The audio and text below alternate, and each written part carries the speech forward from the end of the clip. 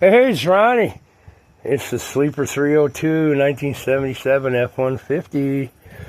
I'm playing with it after work again. It's 77 degrees, and it rained again this morning, about 2 inches. Yeah, it rains every day, at least once. Monsoon season. I'm going to show you some other secrets.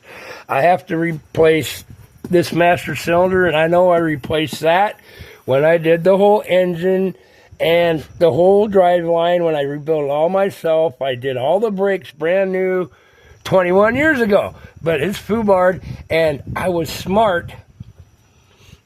These will, if you ever replace a master cylinder or any cylinders or connectors on your brake lines down on the wheel, you get them broke loose, you got to soak them, usually heat them, and then soak them and heat them, and you can pop them. But watch, I'm going to show you. Watch where my wrench is. I soaked those for 2 days, and they're moving. But you know why they're moving? They won't lock up in the threads. They seize inside the connector where the pipe goes, and it twists the pipe off. And then you got to make a whole new frickin' line if you want to be safe. But I got them broke loose because when I had the part last time and spent like an hour getting them broke loose without destroying them, I've scuffed them all off, slid these connectors back on the pipe, and where they do go on the pipe about that far, I put NICs around it, and they were still a little stickage. But yeah, that's what you do, and do that on your brake lines if you change master cylinders, on your regular cylinders, anywhere where you got a flare connector screwed into shit like this, clean the whole, if you get it broke loose without destroying it, or if you got to make a new one, put NICs around where this is going to sit, and they pop right loose. Okay, there you go. I'm going to show you what else I got to do. I got my PB blaster and my Freol. I don't know if I can see. I got my light on. The best thing I found for breaking old rusty shit loose is these two. You use Freol first and soak that with Freol and let it set like 10 minutes, and then hit it with a shot of PB blaster. Freol will creep in and dissolve the rust and shit off, but if you don't get after it within a couple hours, it evaporates, and then it's all corroded and rusty and all sticks yet. There's no lubricant in this shit. Now, this is the blaster that breaks rust, plus it's got a little bit of lubricant in it, and yeah. So hit it with Freol, and then back and forth, and always hit it with PB blaster last. I'm just going to show you what I'm going to spritz under here is the fuel tank hangers and stuff.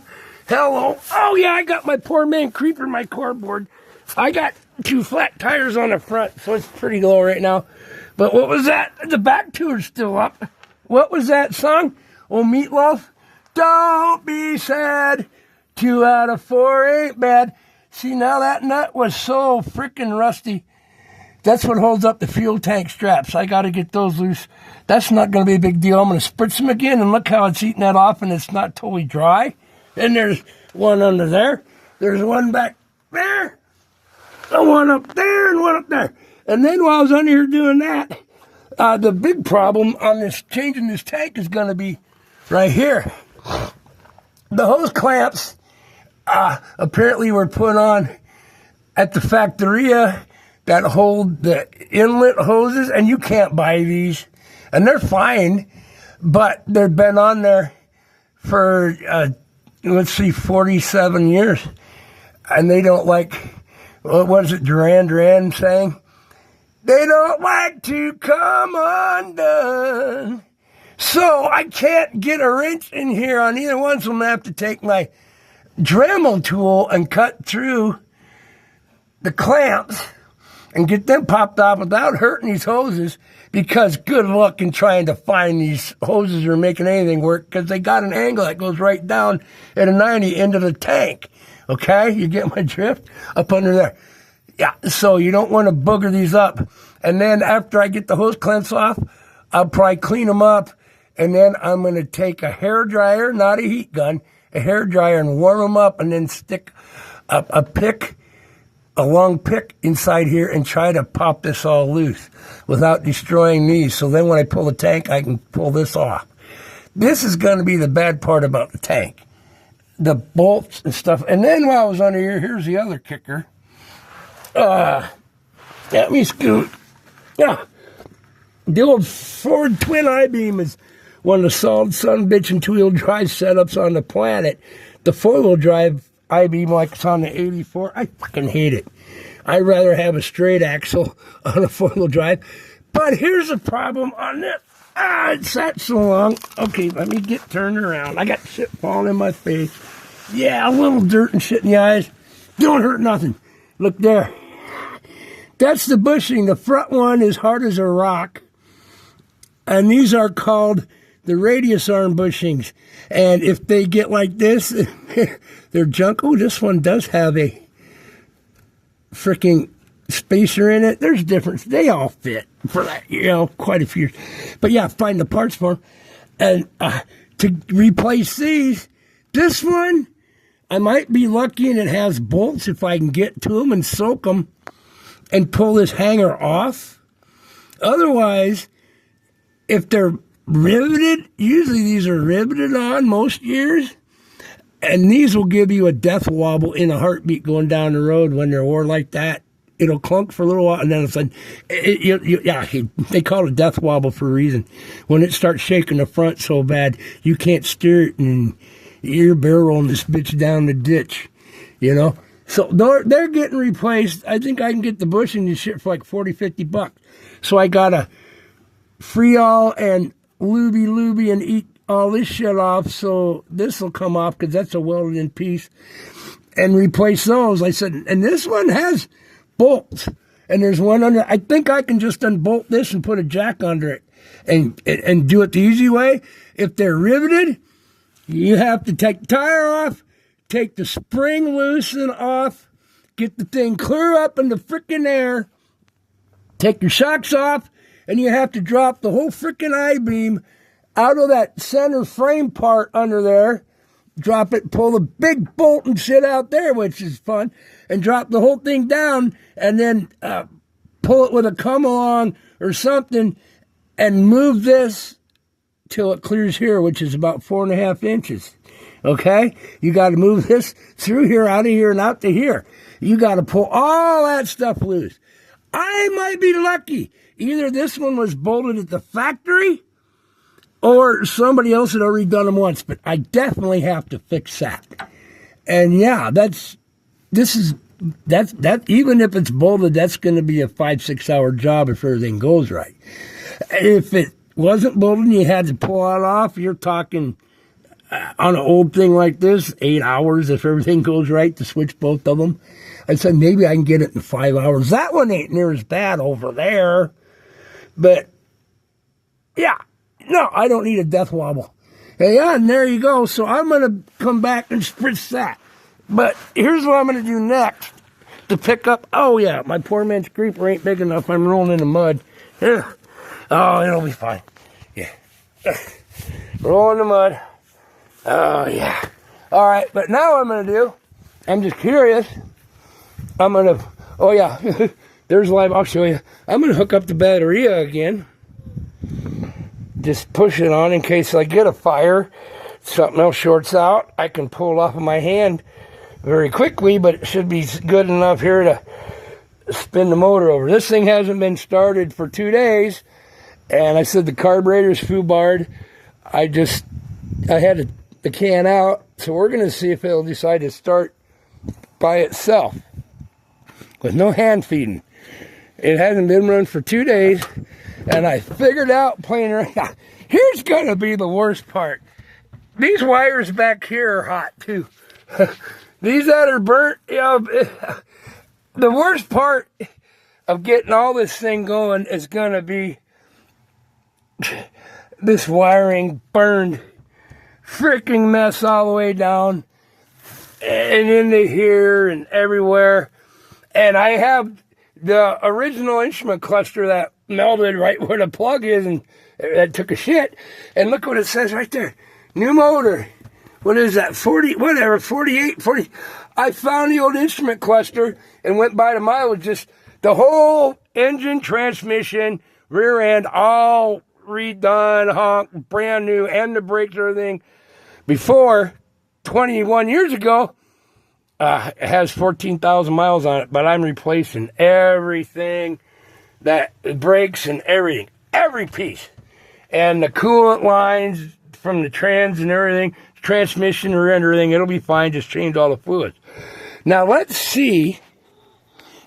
Oh, I wonder if I'm going to get any more fire. Where can I stick this where it ain't touching the ground? Because when I turn that key on, there's juice in all kinds of these frickin' burnt wires. I said, and I have a feeling I'm going to make my own customized instrument cluster and go like with a GPS, electronic speedo and stuff, and maybe put my gauges and stuff up here. But I don't want a chance using an original speedo and instrument cluster, being the other one melted this thing down, and that one's as old as that one was. So yeah, I think if I get all this, that's going to be the worst part of the wiring. Let's see if this thing will bark off. You think? I don't know. It's been 2 days, and that carburetor is junk. Oh yeah, I spent 8 hours Sunday hunting down parts for all the brakes and everything, and the new carburetor. Basically $850 worth of parts, but $450 was just the new carburetor. So let's see if this baby will bark by itself without having to bottle feed it after it's sat. No fuel. Oh yeah. Oh yeah.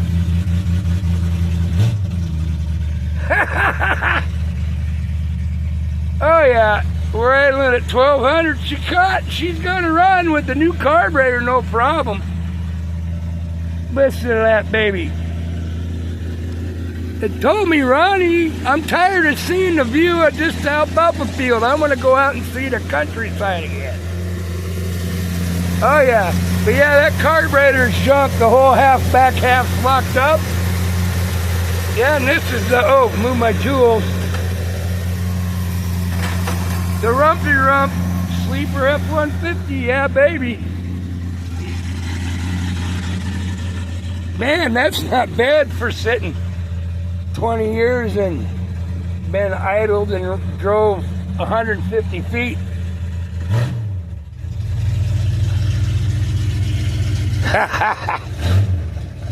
Yeah, she's got a little compression to her. I'm not going to twist it or nothing because it's got the oil and shit. The little bit of valve train ticking and the hydraulic lifters and stuff's all gone. Oh, what do we got? Oil pressure. Yeah. 70. And the water temp gauge, I did have to splice a wire because it was hooked up, and I got it hooked up direct, and yeah, it works too now. And the transmission works, everything. Park, reverse. Oh yeah, neutral, yeah.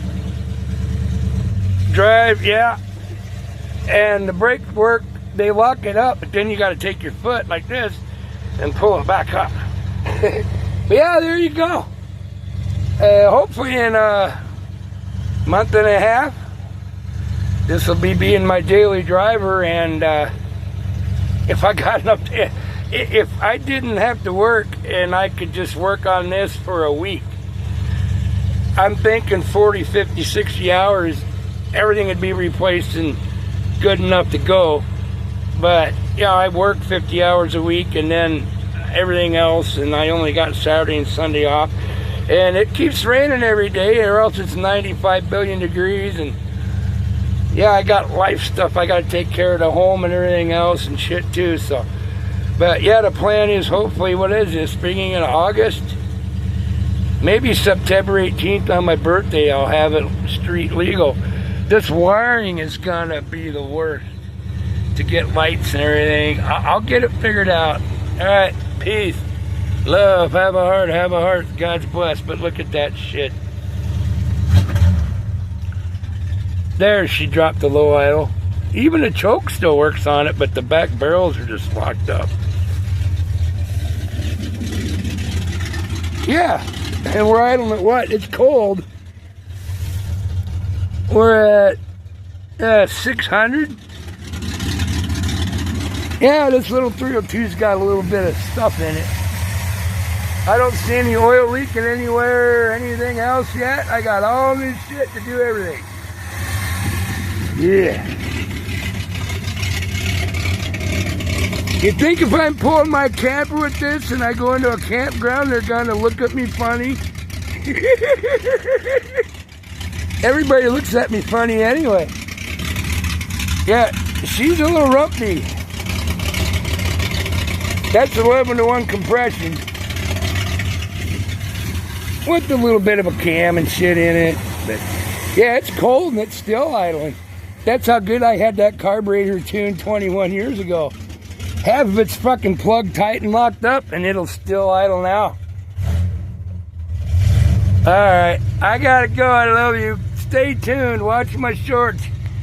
Yeah, you can follow along with me while we rebuild this baby again after 21 years. Except now I got all the wiring crap to do. I'm gonna come up with my own system. It'll be cool when I get it done. But I don't care if I just gotta hang something in here for speedo and get the lights and stuff working so it's street legal first. But I definitely can't have any more wiring fires, and this stuff ain't good. And over here and over there. Yeah. Alrighty, I love you. Thanks for watching. Like, subscribe, share it. Let everybody know I'm a freak. I don't make any money off my videos, but being as I won't allow commercials or nothing on my vids, YouTube puts me at the bottom of the barrel. So if you can let other people know and watch this freak, and more people I get to watch, the more people I get to help to learn, yeah? I'm not a teacher, but I'll learn you something. I love you all. Thanks for watching and taking your precious time to watch what I do. God's bless. I'll be back. Ciao.